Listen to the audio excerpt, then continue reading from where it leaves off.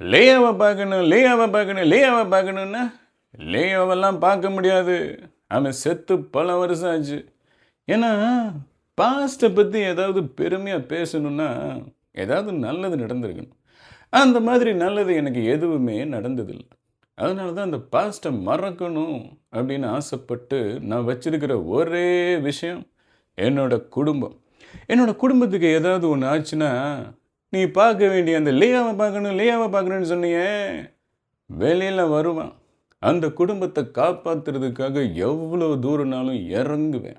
ஏன்னமோ நான் மட்டும்தான் சினிமா டைலாக்லாம் பேசிக்கிட்டு இருக்கிற மாதிரி, இவங்கெல்லாம் சிலப்பதிகாரத்திலேருந்து பேசுகிற மாதிரி ரொம்ப ஃபிலிம் காட்டுறாங்க. ஏங்க, என் கேரக்டரையே புரிஞ்சுக்க மாட்டேங்கிறீங்கன்றது என்னங்க ஐம்பெரும் காப்பியங்கள்லேருந்து வந்துச்சா?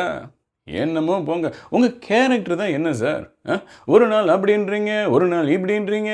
உங்கள் கேரக்டரை உங்களாலேயே புரிஞ்சிக்க முடியாதப்போ மக்களால் மட்டும் எப்படி சார் புரிஞ்சிக்க முடியும்? தம்பி, கீழே ஃபாலோ பட்டன் இருக்கு, அமுக்குப்பா. நீ அமுக்குப்பா. நீ கீழே ஃபாலோ பட்டன் இருக்கு, அமுக்குப்பா.